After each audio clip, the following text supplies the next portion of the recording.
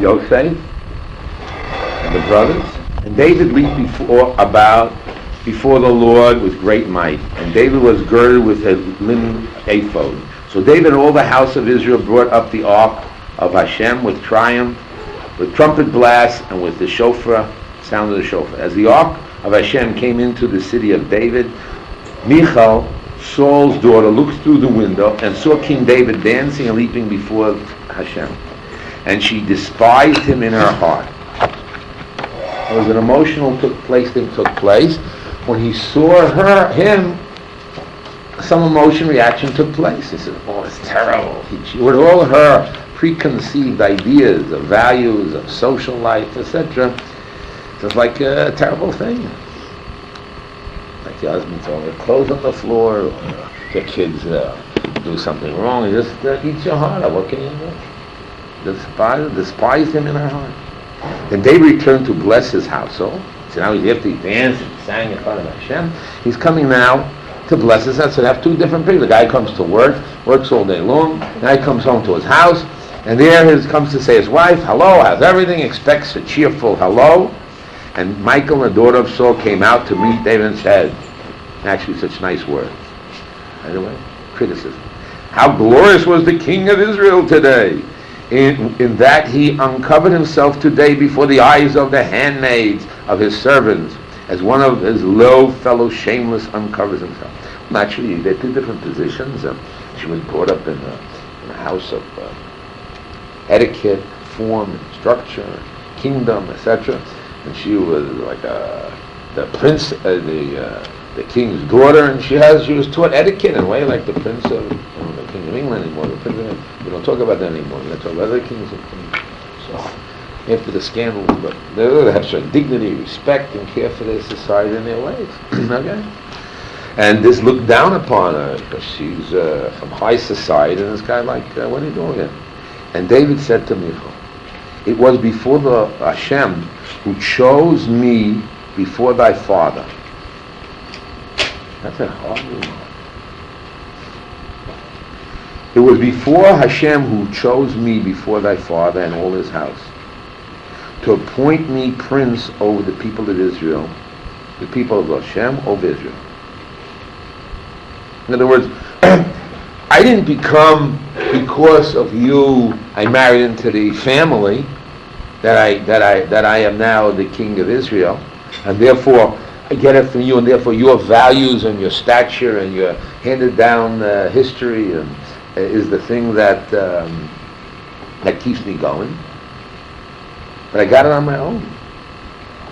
Whatever reason it is, I got it on my own, and therefore, will I pray before the Lord, and I will yet be more lightly esteemed than this, holding myself lofty. He answered it back. He said, no, I got to do this more. I got to do it more.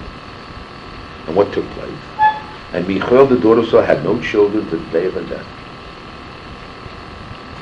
Why meter can they get moved? What was the measure against the measure?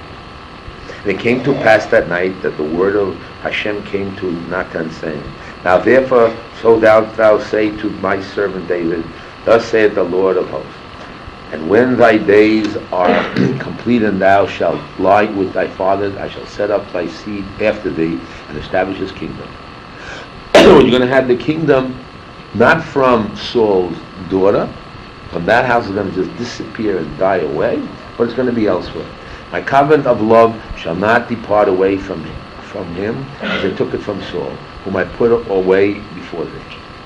And thy house and thy kingdom shall be established forever before thee. Thy throne shall be firm forever. Okay?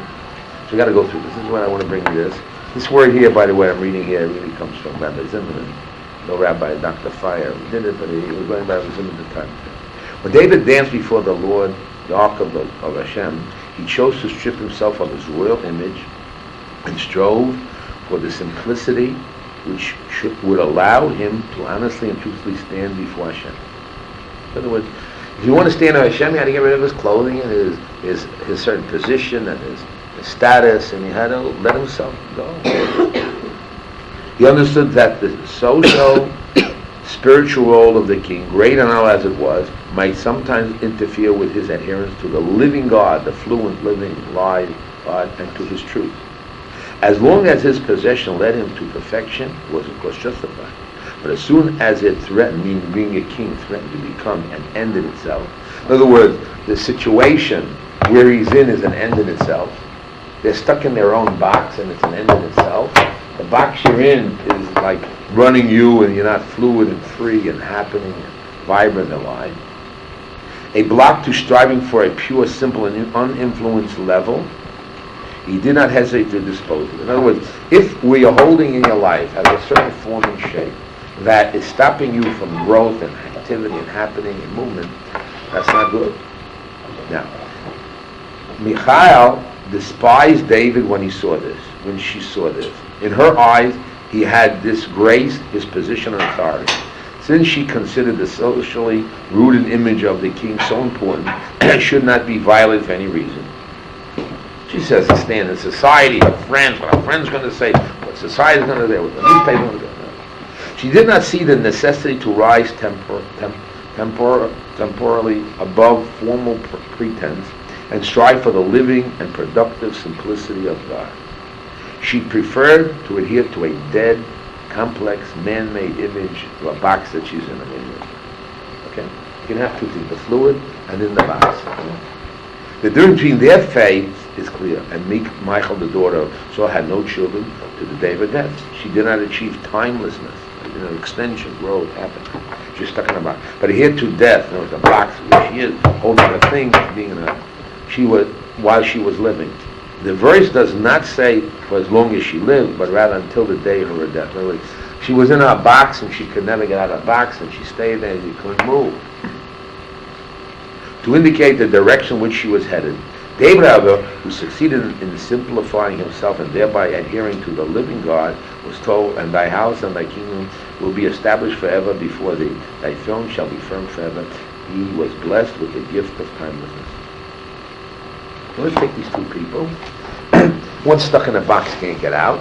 And not only that, in a box it demands of other people the same, like, this is the standard, this is what it is. And the other person says, look, the box is good as long as I got it, but if it's hampering me and I can't grow, especially be in a truthful, honest place, I'm going to have to move out of that position.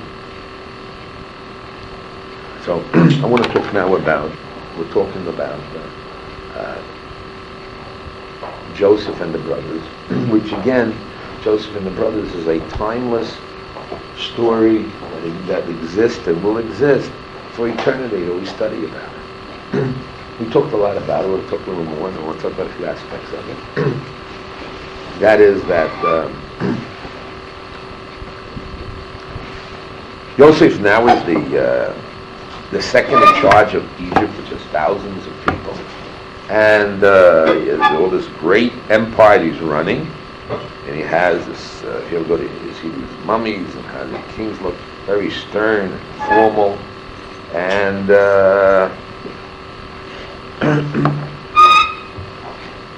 and everybody's selling their land, and now they're making all Egypt to be serfs. And has a certain position. Now, there's many ways he can choose, but his main thing to do was Torah. What's the purpose? What's the end of Torah? It means it's tshuva ma'asim tov, repent. It means you need to purify yourself, get closer to the Almighty, become more holy and pure. It doesn't mean you sin. Tshuva means getting closer to Hashem in a higher degree, whatever it can be, as much as you can go. And ma'asim tov means to translate your position into deeds in this world, because we don't talk about abstract concepts of right and wrong. We're talking about right and wrong and things that exist in our world today, that justice and morality and kindness exist in what is existing in today. So you have to translate in that way. So what did he do? He put himself in a position where where his servants know what's going on. They know that these are his brothers. And he's not playing all these games with his brothers that they're spies and put the money into their bags and coming back and holding hostage the brother, which is a very strange story how brothers who love each other are acting. And there's a text that says that this will come out to be an embarrassment when Yosef decided he couldn't hold out any longer. So Rashi explains that why couldn't he hold out? Because he reached a point where it's going to be a laughing stock whatever is happening. And at that point, he went and cried, and he tried to. Though he had a different plan what to do, he had to change his plans to do something else, which he did. But he was able to take his position, and in the position he had, not to look at his position of people, but to do what he had to do. Not to the degree where he lost himself totally, but to a degree where he did put his position into jeopardy, where he did act in certain ways that were not so befitting of a man of his stature, a social being who he is and what he is. Because people usually go into boxes and they can't get out of their box, and they're stuck in it. And Judaism and religion is we say, Ein L'cho ben chorin al mishal sefer Torah. The only free person, shalom. The only free person that your person is somebody who studies Torah. And that because if he studies Torah with iyun, with all in depth, that gives the freedom and the openness that a person can have to go to higher levels, because everything in life is on higher and higher levels. And therefore, Yosef worked and to make sure that he was able to, as much as he could, to try to get his brothers to do tshuva. Now we explained a little bit now that if we look at Torah and use a few modern terms called holistic, we say the word holistic, which means a total whole. So we think that the Torah's values are holistic and it affects every part of the body and everything. And when a person does an aveira or a sin, so we look at it as a localized detail of the Ramache V'Ohem Shesogidim, which means the different parts of the body. Affects certain mitzvahs affected, certain aveiros affected, and that's a localized thing. The answer is no. It's sometimes a total, like a chas v'sholom, a cancer, it spreads over the whole body. And the thing is, how do you take care of it, not spreading more and more, the aver and the sin? That's why we worry about, let's say, that one Jew, maybe in 1,000 years, will carry the shofar on Shabbos to learn how to blow the shofar during the shogeg, or carry the Shabbos. Therefore, we stop blowing the shofar for everybody on Shabbos, because maybe one person will carry the shofar for that. If you say, one sin. Well, maybe one guy does a sin. What's so wrong with it? What's wrong with the sin? Not so bad, So, the answer is it's terrible, because each sin is eternity and has terrible ramifications, and therefore it's important that a person doesn't sin and has it's a very, very bad thing, and it has terrible ramifications like a disease. So now Yosef had to see to it that the sin that the brothers did and try to sell him, he would somehow get rid of the whole disease, because it spread all over to a terrible degree. And he can't leave any, like chas v'sholom, like cancer, even one cancer sayapar, one cancer cell will come back to home. And we see that even after what was done, with all the work that Yosef did, and they all agreed, and they all made kisses and hugs, they all agreed, and they forgive and forgot, we'll talk about in a minute. Yet, since there were a few cancer cells that left, which we'll talk right away, so in a different period of time, there were 10 great rabbis called Asara Harugi Malchus, the 10 great rabbis, Rabbi Akiva, and all these great rabbis were killed. And they went into heavens, what's going to be done? It said, keep quiet. And the reason they bring down, they were killed because of Mechiras of Yosef, selling of Yosef. So when they do wrong, they all forget and forgot. So the Rabbi Labach used one possible answer. And because according to this ayah, according to Shitas HaRambam, when you do tshuva, it's not enough that everything is all patched up, it's all like erased and gone, but you have to do vidui b'peh. You have to actually say it with your mouth that I forgive you. So they should have announced it. Joseph said, I forgive you. And they should have said, please forgive us. And he said, I forgive you. They never, that type of final end never happened. Usually people do like right away, you call their friend, you forgive me, yeah, and then back again, you're to the old story, and it's still inside of you, and it didn't work out. Here they worked it out totally, but they didn't come to the final end of asking for forgiveness, and they didn't get the yes forgiving. although they forgave and they got together, but they did not, at the end, I would say, in the sense of have the completion, the shleimus, the completion of the total whole. And therefore, the disease was still there, and 10 great famous rabbis were destroyed because of it. Now, Yosef is trying to patch up with his brothers. And patching up brothers is not so easy. This thing called civil rivalries, usually when parents disappear and go to the next room, the children get together and meet together. It's not so easy for brothers and sisters to get together. Usually each one keeps their old scripts together and their old ideas. The positions still remain, and they look at the other one as the little baby, and here's the guy, and the story goes on, the history and baggage and all the stories continue. Nothing changing, nothing moving. Sometimes you get worse and you're locked into your position and nothing happens. And to open up certain sensitivities, you're afraid to open up. It's a very hard thing to do, to open up some. Most people, when they get to life, and they don't want to open up any sensitivity. They want to live in peace and harmony. And leave things alone, don't open the can of worms, and let it happen. Okay. But Yosef opened up the can of worms. And he worked very hard with the whole story, how to get them to do tshuva, recognize they did wrong, and they recognize they did wrong, go through the emotional experience of feeling the wrong and thinking about it themselves, not just outside, yeah, we did wrong, and forgive us. They went through all the emotional aspects of it, and because they had to get rid of this terrible disease. And what was the problem? So at the end of the story, after they're working it out and selling and the movement and all these stuff, getting the money and back, and they're talking and they're really sorry they did it. Why did the trouble happen to us? We're getting punished from Hashem and all these things, And at the end, they patch up with each other. And he says, "I'm Yosef," and their souls go out, and they want to kill him. Certain views, it's all going on. And last they patch up together, and they said, "Listen, well, I'm here for a purpose to help out the world, and you are now part of this master plan." And they now patch up things together, and but the story's not over yet.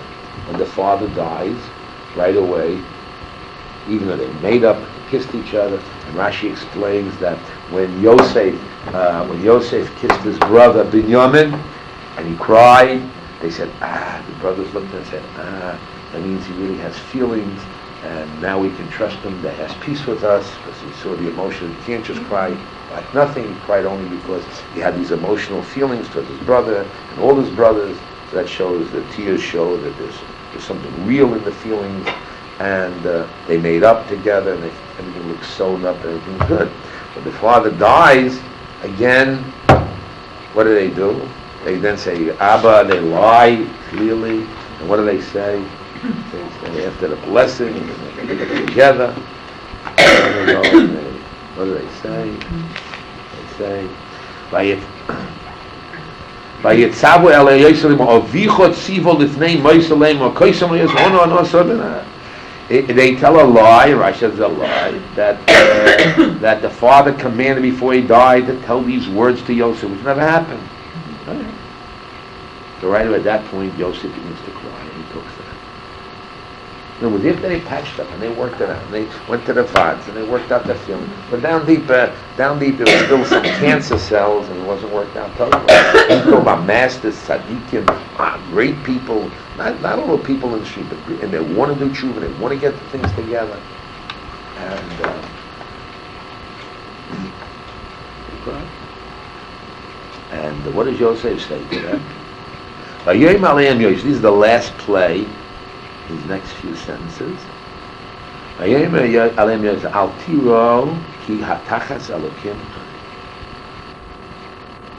says, don't be afraid, I'm not God. Now what is that supposed to mean? It says, when Chazal explains, maybe Rashi be Komani, I'm the place of God.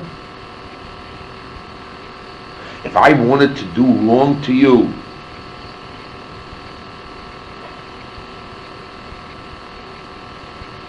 can I do you wrong? Even though you did me wrong? Why? Because the Almighty wanted to bring good. So how can I do anything against God to do you bad? In other words, everything's up to God. Everybody thinks that everything's up to yourself, and you can do what you want. You call your friend, you take lashon hara, and hurt the person, and this, and hit the kid, and run away. Those things like it's in your hands.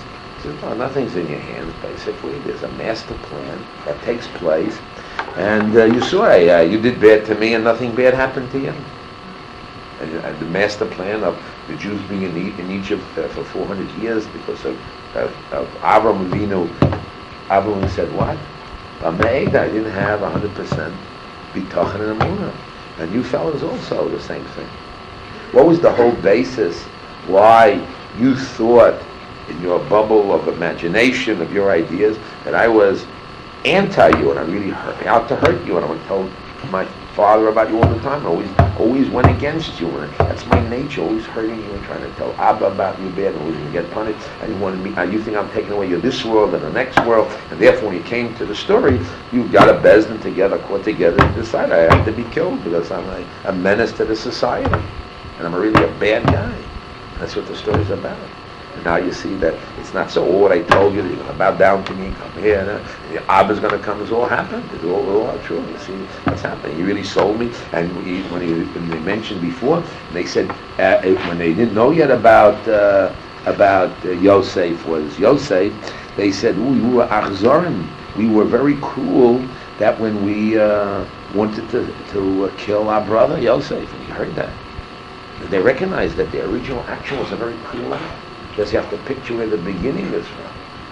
The beginning of the story. Where does the picture? Where did it happen? Because we know, and explain again, everybody has a body. Now, there's a lot of germs flying around.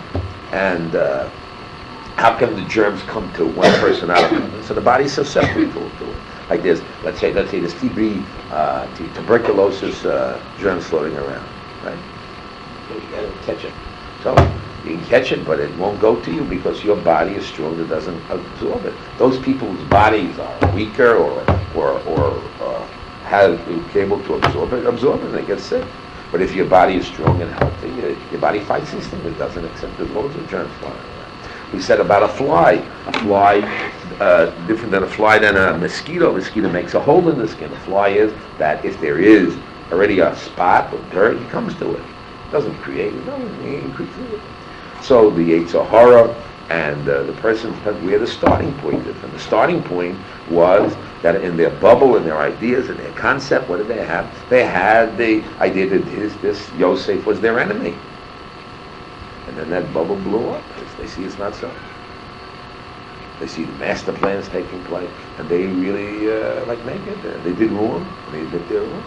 And they said we thought we were nasty to you. Achzorah is a very hard word in Jewish people because we're basically chesed kindness, and achzorah means that we're very cruel and ruthless and no feeling, and nothing there. What do we do?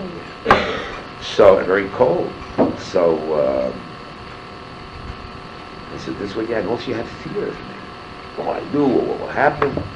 And therefore, had you had more bitachon, more faith in Hashem, and realize and let the master plan flow naturally, and let it happen naturally, you wouldn't have come to that conclusion. And therefore, I'm not God.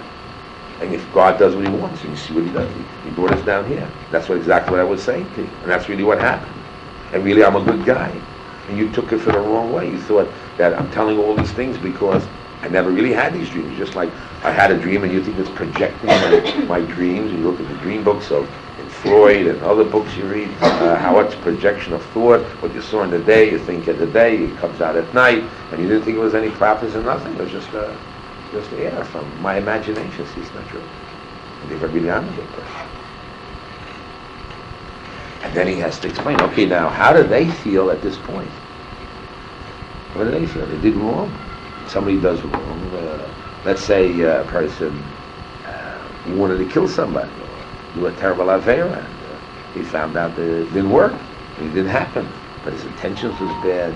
He showed his way was wrong, and there's a lot of problems according to the Torah that a person does an avera, really not an avera, but he has the wrong intent, thinking it is an avera. Let's say I gotta eat chazer. I gotta eat chazer. Chazer is pork, and you go to the store and you go, give me some of that. I think it's called, give me some of that. They give you these strips of bacon, you come home, eat it. Then you find out it's kosher bacon. What do you know? How does God look at that deed? You went to eat that bacon. You wanted to buy it. You went out of the way to the store. You bought it. Nobody's around. You locked the doors. Nobody should see you. You ate that bacon. And you found out, to your surprise, it was kosher bacon. Because you went to the kosher store. You saw the bacon. Thought it was bacon. Take a chance. Nobody knows about it. Wow, how does a God view that? If you know them, Hashem is not so nice. So they had bad intentions. And okay, now they're sorry about it. So how do you do it? They were out really to kill this brother. To kill him. They were they were actually murderers out there, thugs, to kill their brother. Now they're sorry they did. Okay, so now what happened here? So we say their individual feelings already. We said they did and now, but how do they feel about themselves? How do they feel towards their brother? And the brothers tell them about the master plan that really you intended bad. That's what he says. But it turned out for good because it's part of the master plan. Okay, good, part of the master plan. We know the story that at the end of time, when God now evaluates everybody, all the nations of the world, what they did. So I'll come forward will be the non-Jews, the Greeks, and the Romans. And what are they going to say? Listen, we made beautiful roads. We brought in water. We brought in water. You see these pipes that the Romans brought in. And you see these water pipes they brought in. And they had sewerage. And they had these wonderful health spas to people to get healthy with the sauna spas, with all the type of good things they had. And they tried to elevate and the religious people used it. Hillel went to one of these spas to get healthy, and they used the roads and they used the facilities of the government. And now they're saying, look what we did helped Torah, so let's get rewarded. We want to get part of the reward because we helped Torah. I helped my husband learn Torah. I made my children learn Torah. I want to get rewarded. Right? So we look into the story. We see by the Goyim, not the Jews, we say you did it wrong, you still get right. But for the Goyim, we say you did it for your own reasons. Why did you do that act? You did the act because you wanted it. You did it for your purposes. You made quick roads in order to go to war, quick roads to run to that are not the proper places, not such sneers places you ran to, and that's what you did. So now how can you get a reward? But we're part of the master plan. 1 second. When is a person part of the master plan? He's part of the master plan or he wants it or doesn't want it. But if you want to get reward or punishment, it has to be according to your volition, according to your value decision, what you're doing it and why you're doing it. So you may be doing it for a wrong reason, so you're not going to get rewarded.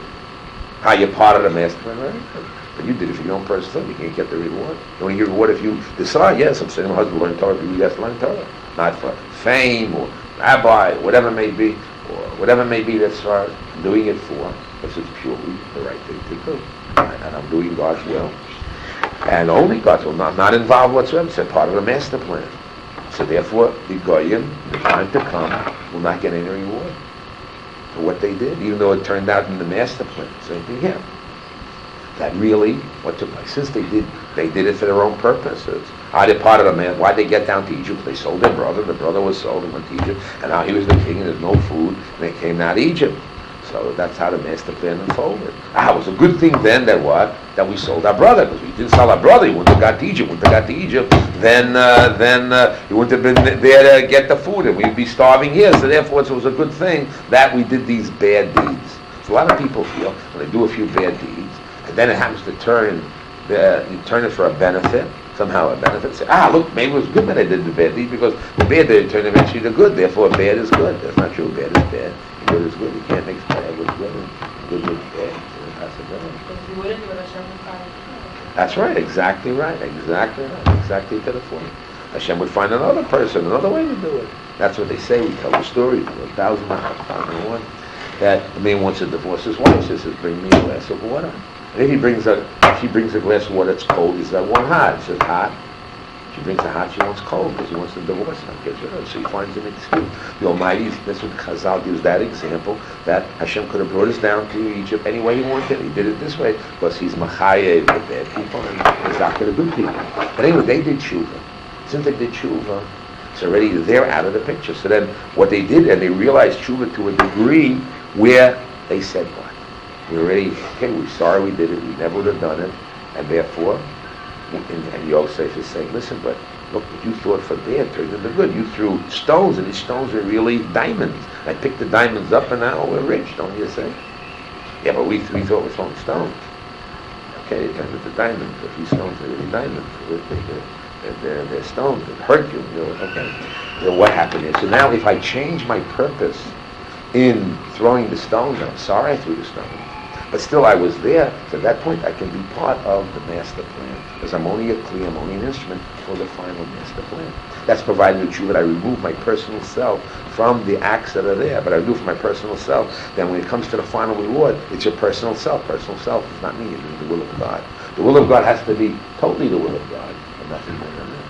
That's your sense, to be rewarded. In the reward, okay, we get rewarded whatever we do. Like we have little babies that go, bah, I take pictures, you found the little baby says, bah, boo.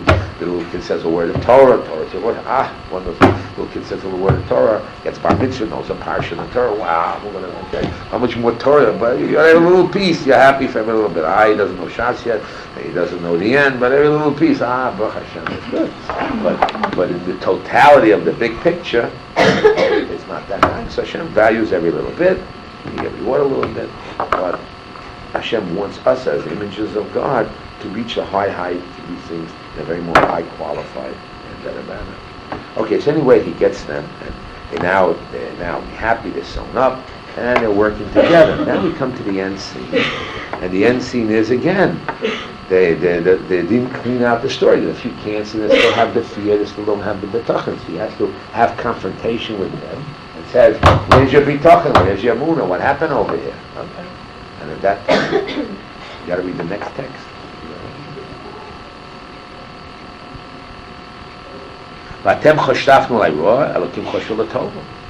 And we said the word tova.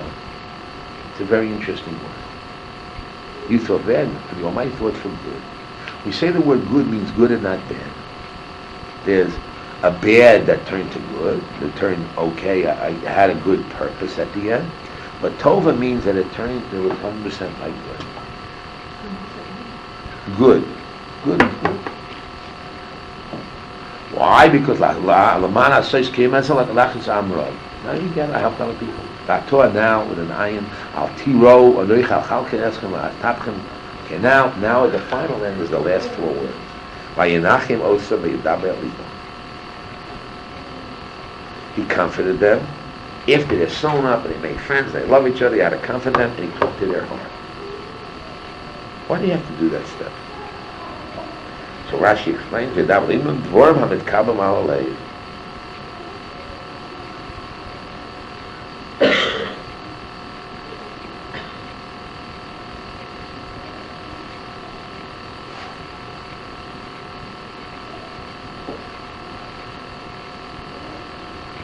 we have to explain Rashi a little bit, interesting Rashi, but I want to explain it in my way a little bit. After you patch up and everything, so what happens there? Okay, so if you're living in the now, and you accept it, and you hear about it, you have a nechama. What's going to be a dabe alei? You talk to the heart.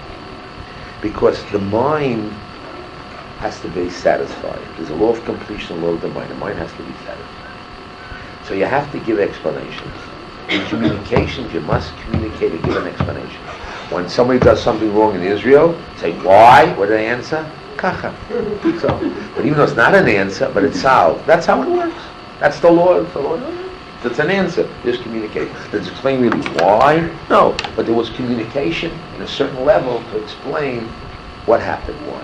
Can't go a little deeper to explain why. A little deeper. But it has to satisfy. You must have communication when something happens to satisfy. Otherwise, there's always, the mind has to have a complete thought. You got to be satisfied. This is the rule of the mind.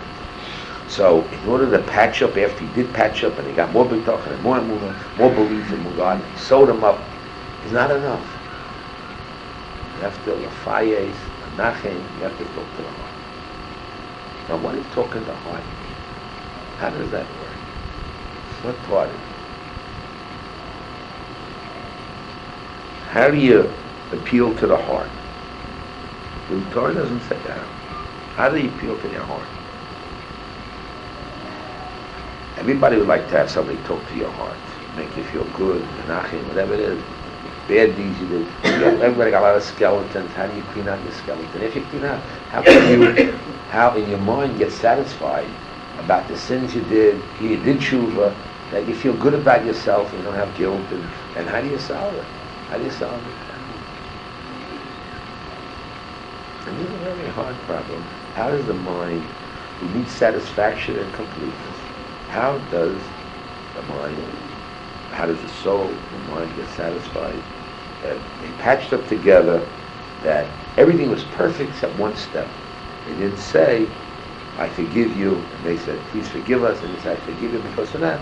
But everything else was all cleaned up.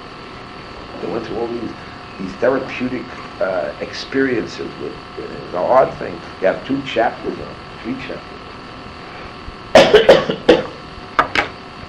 That's the problem. How do we do it? Do you have any ideas of this? What? I thought of a few. I thought of what it is I do to forgive myself after that. First thing I did was a list of all the things around me I'm grateful for. The very first thing I did. And then I usually call upon those people, because usually my list generally starts with people. Then it goes to my own body, and how it functions with things. Then I call on people. I sometimes for myself I need to hear from somebody else words that I put in their mouth, like I did this task, or I did this thing, I did this deed well. I'm going to say it to you. Just say the words to me. And that helps me very much to calm down from feelings inside of myself. I was actually thinking about that as you were saying that. That's called like vidu the pad, expression of the mouth, the fun. And that is extremely helpful. It's a very quieting process for me. I know, I'm sure somebody else has some other. Yeah, that's an interesting thing.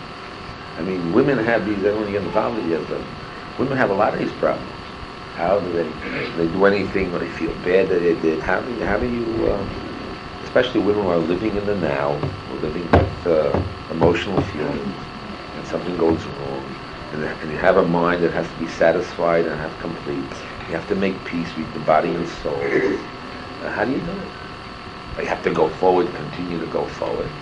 But you sit down and think a little bit, all these images come out at night in dreams, or whatever maybe. How do you get rid of those ghosts and skeletons? It's not a simple thing. It's not a simple thing. No, sometimes when you, sometimes when you, when I find that You can say you. you know, We all got problems. that something comes up, the best gift I have found to create a dialogue between myself and another person that, I'll give you an example. When the year that my son was very sick, and there were many angry hours in that year from every member of the family and associated family members. So I needed to clear out all the time. Sometimes I needed to clear out with my son, Alishon. Sometimes I needed to clear out with my ex-husband. Sometimes it was with another child. So I called 6 friends, 3 who live in Israel and 3 that live abroad. And I just said, I have this piece I'm working on with you. And I had this I have working on with you. And I would call into those people. I'd get them mixed up a couple of times, but not after 2 or 3 times. And I'd say, I'm doing this. How does this sound to you? In other words, I don't need the person to approve or not approve. How does this sound? That helped tremendously. I mean, I use that to this day. I have several people I call on to say, I'm doing this right now. My Yeshiva is very strong in this particular area of my life today on Tuesday. I don't want, so we ruminate about the things that they come to us, these thoughts. So I need help. So I express it with another person, and then they'll feed me back what I taught them that I can hear the best. Because some of us hear well, some of us see well, some of us it comes from a feeling state. And each one of us have a different way in which we relate to these things. And each one gives us a new opportunity. Because not everyone, most people don't think like I do. We have different kinds of characteristics, and we need different kinds of ways of being able to answer questions for ourselves, to hear ourselves. We say that, I mean, especially here in this case, there are another 11 brothers here.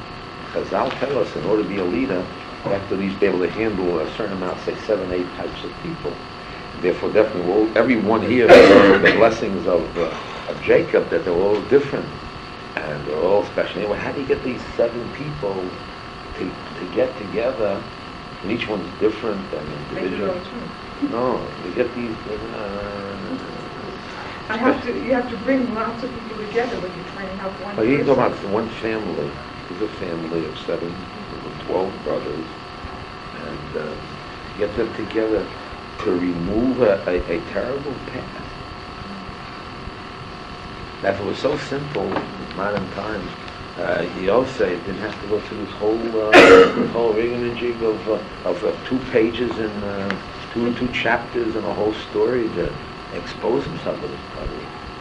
And at the end we said that even with all they did, and they did patch it up and did everything, we have to analyze it. At the end, there's still some cancerous things that don't clean up. With all the psychology, all the philosophers talk about Yosef, the great giant. And he had all the wisdoms of Yeshiva, Shem and Aver. He had it from his father. He had the wisdom, all the wisdom of those days of the highest scientific and ideas. He was in Egypt, which is the central, the highest form there. And they built, they have metals that they have there still today that we don't know how to make, that are stronger than our steel. And they have many things that they did. They have embalming that we can't do today. Even embalming we can't do. So with all their chachma and wisdom, I don't believe that today's wisdom is greater than, or we do it quicker and better and faster today with all this neuro-linguistic ideas and imaging and everything they have. I mean, why didn't Yosef do that? I mean, this is eternity. You see, the story here is eternity. It means it has to affect the intellect in understanding, and it has to go on as if to say, this is a process that you have to understand what goes on in the internal fibers of what it is, and it's a very hard thing what happens here. And most people never get out of their mind. Most people never. It says 1,000 go into the Beis Medrash, one comes down, and it says that it's better to be not born than born, as most people say, with all the things that are existing. Okay, yeah, you gave some interesting ideas. I'm not going to say no, but it works for a lot of people. And What works for you? well, what works for us is myself is we do cheshbon nefesh. But cheshbon nefesh is a quantum. It's a very diligent and hard, regimented, and that's one thing. But more than that, we have to study, which we're doing. That's what I really want to say. We have to study the master, what they did. You have to learn from them and the Daikon Rashi. And as you're searching for yourself and you're reading the Medrashim of what happened with Yosef and the brothers, or Korach and Adasso, or whatever you want to say, or Bilam, and all these characters, which are these certain classical types of personalities that we have. We use them as key figures. To understand it well takes many years to work on yourself. The Vilna Gaon says that if a man can change one characteristic of himself, not a behavioristic character, he's like, it's worth all living. It's very hard. And the Torah demands us, because we're an image of Hashem, to change ourselves and to grow.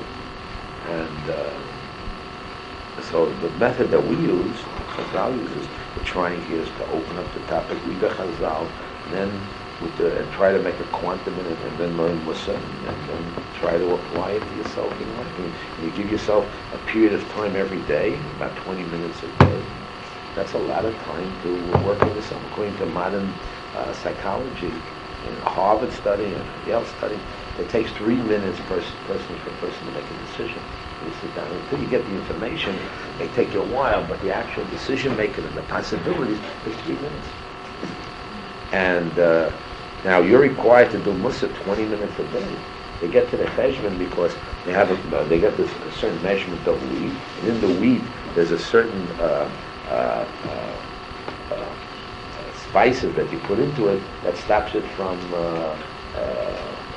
decaying or bugs coming. I don't know what it does exactly. And that's what we see the Muslims. So they add up time and the measurement when they find the period of time, about 20 minutes a day.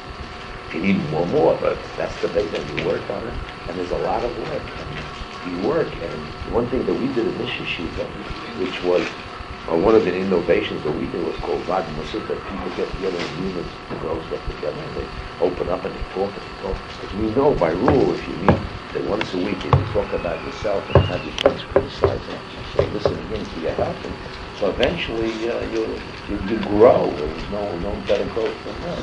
And you're better than people. Everybody's smart, so they're better than everybody reads, so they're better than psychologists. And they can check it out and balance, and you check yourself. So that's what we do. But to open up the topic and to understand the depth of it, only Chazal can do it. Because most people think, and the Chazal tell us, that they think they're going. Goyim also go through their problems of guilt, what they did, etc. And they have solutions. And there are psychological solutions, especially in today's world. Bendler, Richard, all these guys around the market, and the fluid system, the motor system, the new ones, and besides the old we have. So